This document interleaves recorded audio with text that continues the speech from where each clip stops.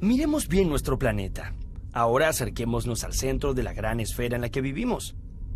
Justo allí, donde se unen América del Norte y del Sur, está el lugar donde florecieron algunas de las culturas más misteriosas y feroces que conocemos. Hace cientos de años, un pueblo de guerreros quiso dominar toda esta región. Ellos fueron los aztecas. Los aztecas tuvieron un poderoso ejército que sometió a todos sus pueblos vecinos y en apenas 2 siglos se volvieron los amos y señores de Mesoamérica. Pero esta historia comienza mucho antes. Para demostrar su importancia, cada pueblo fue dejando su huella a través de imponentes templos y maravillosas piezas de arte. Primero fueron los olmecas y los zapotecas. De una rama de esta cultura surgió una majestuosa civilización llamada Teotihuacán. Luego, ocurrió algo que aún es un misterio. Todos esos pueblos comenzaron a desaparecer o a emigrar hacia otras regiones. Aparentemente, fue algo terrible. ¿Acaso una maldición de los dioses? ¿Una gran sequía? Pues probablemente nunca lo sabremos. Con la caída de la gran Teotihuacán, llegó una época turbulenta y caótica. Aparecieron en escena varios pueblos guerreros que se dedicaron a pelearse entre ellos, hasta que en el siglo XII llegaron los aztecas desde el norte de México. Este pueblo consiguió dominar a todos los pueblos vecinos, quienes se vieron obligados a pagarle tributos a sus nuevos amos y señores. Tenochtitlan. Los aztecas estaban sedientos de poder y se dedicaron a colonizar todo el centro de México. Ellos llegaron a organizar una verdadera confederación de pueblos que incluyó 38 estados en su período de mayor esplendor. Esos eran muchos lugares para administrar, y los aztecas necesitaban de una capital desde donde dominar a sus súbditos. Para eso crearon en 1325 Tenochtitlan, una aldea que con el tiempo se convirtió en una ciudad legendaria, centro de un imperio tan poderoso como temido. Tenochtitlan estaba construida sobre un islote en el centro de un gran lago. Si pudiéramos viajar en el tiempo a esta gran ciudad, veríamos cómo los canales se conectan con los campos, centros urbanos y el resto de los lagos. Esta es una ciudad llena de tránsito y mucho bullicio.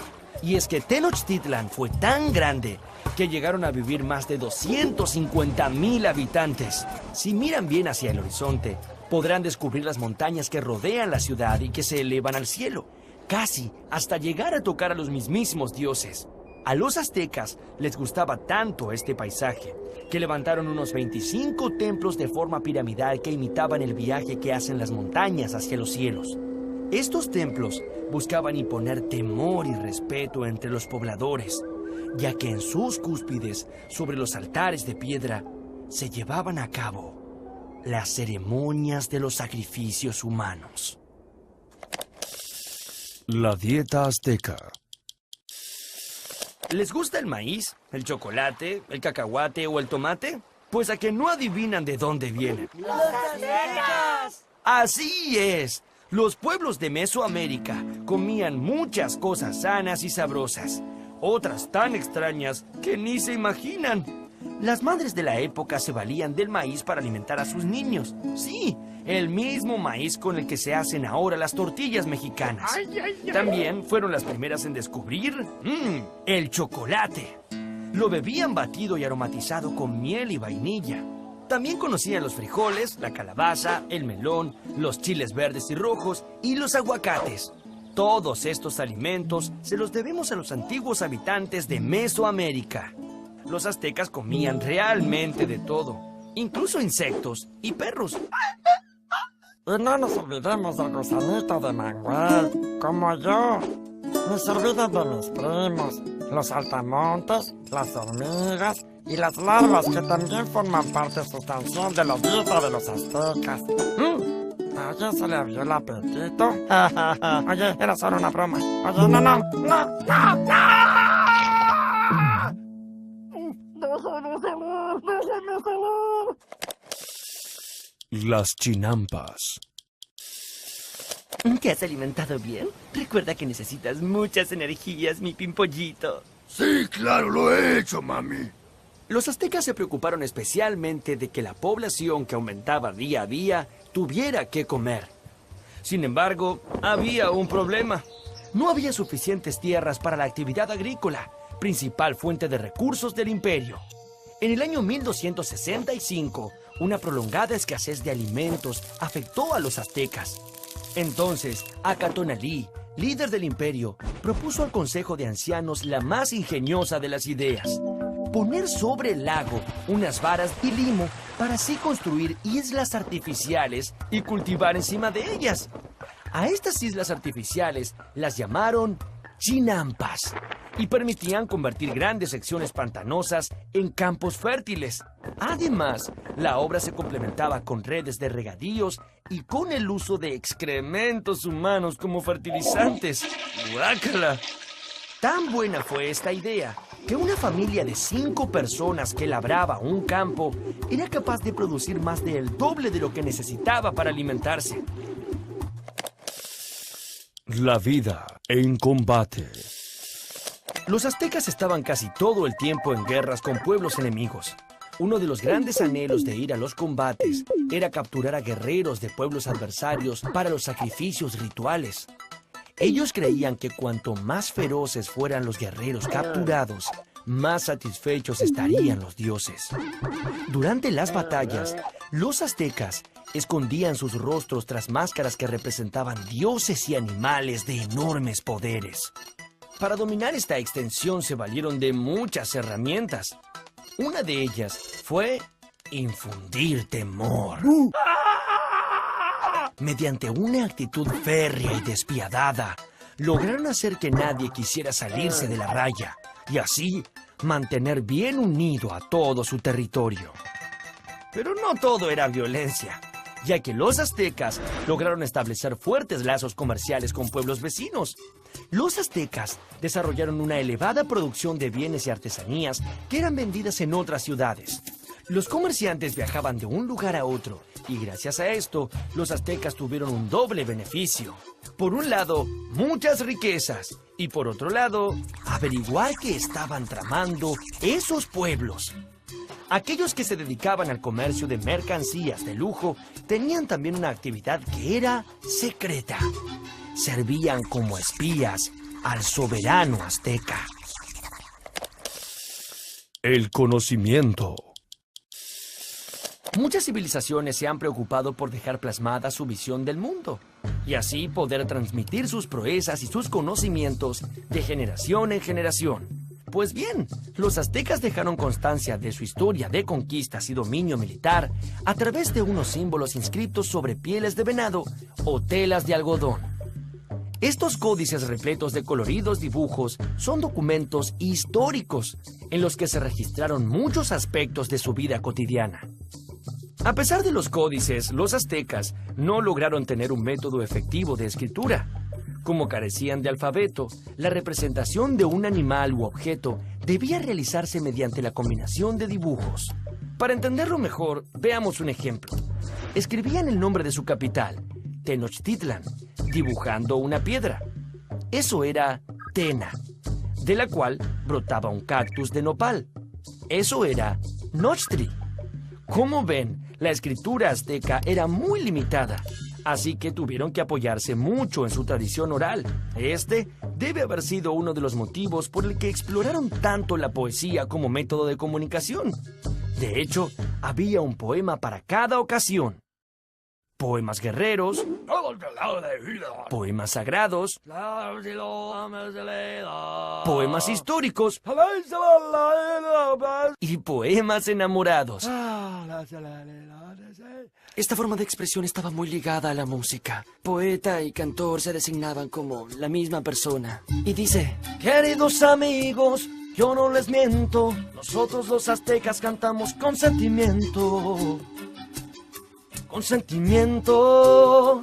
Los aztecas vivieron muy pendientes del tiempo. Idearon un calendario tan perfecto que les permitía conocer el mejor momento para sembrar o cosechar. Incluso podían predecir grandes eventos climáticos. El calendario solar de los aztecas estaba instalado en un altar redondo en el centro del patio del Templo del Sol. Otra llamativa particularidad de los aztecas era su devoción por el número 20. ¿Qué? Sí, el número 20 era la base de todos sus cálculos, tanto como es el número 10 para nosotros. ¿Habrá sido que en la escuela les enseñaban a contar también con los dedos de los pies? La escuela era muy importante para los aztecas. A partir de los 15 años, eran instruidos en escuelas públicas que el Estado había creado para asegurar la correcta educación de los ciudadanos. Y había dos tipos de escuelas. Una era el Telpuchcali. Allí recibían instrucción en el empleo de armas, artes y oficios, mientras que en la otra, el Calmecac, los jóvenes eran adiestrados para el cumplimiento de los deberes sacerdotales. Los sacrificios. Los aztecas creían que un día el mundo terminaría violentamente y que todos los hombres morirían de una manera dramática. Para posponer este trágico final, deberían hacer constantes sacrificios a los dioses. Según sus propias creencias, la sangre mantenía vivo al sol. Así que para mantener el orden del mundo y tener buenas cosechas, los sacerdotes debían sacrificar a muchos animales e incluso hombres y mujeres.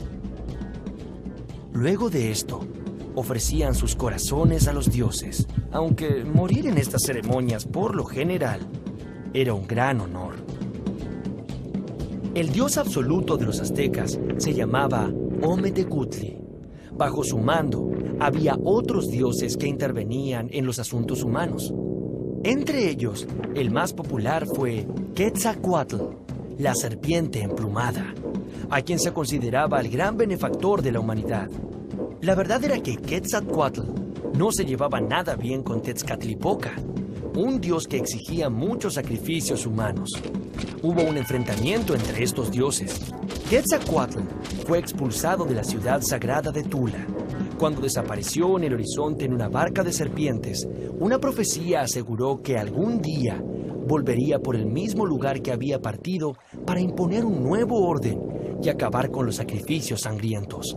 Los aztecas tenían muy presente aquella profecía y era posible que algún día se cumpliera. Las guerras floridas. Hacia 1450 hubo varias sequías y hambrunas que llegaron a inquietar a los aztecas.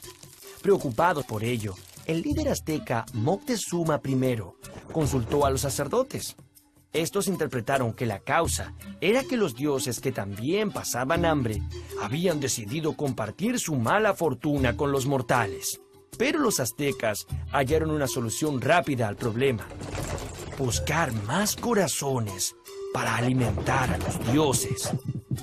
Así nacieron las llamadas Guerras Floridas, un combate ceremonial en el que los mejores guerreros se enfrentaban entre sí hasta que uno de ellos era derrotado. Como premio a su victoria, el vencedor recibiría la muerte. Pero no una muerte cualquiera, sino una gloriosa. El premio a su victoria sería ser sacrificado y que su corazón sirva de alimento para los dioses. El fin de los aztecas. Cuando el conquistador español Hernán Cortés arribó al Valle de México en 1519, Moctezuma II, el rey azteca, creyó que este señor, vestido con originales ropajes y montado en unos extraños animales llamados caballos, era en realidad el dios Quetzalcóatl, que regresaba de su forzado exilio para cumplir la profecía. Moctezuma recibió a los españoles creyendo que eran dioses en vez de poderosos enemigos para su reino. Esto hizo que la conquista española fuera mucho más fácil, ya que al principio los aztecas no ofrecieron resistencia. Cortés tuvo también la ayuda de muchos guerreros de pueblos enemigos de los aztecas, que había reclutado en su camino hacia la capital. Un año después de su llegada, los aztecas habían sido conquistados. Tras la destrucción de su capital, todas sus tierras y riquezas fueron incorporadas a la corona española. Y así fue como pereció este imperio de feroces guerreros. Sin embargo, la fuerza de las raíces mesoamericanas se mantienen en vigor. Y todos aquellos habitantes del Valle de México aún sienten resonar dentro suyo el orgullo de los aztecas.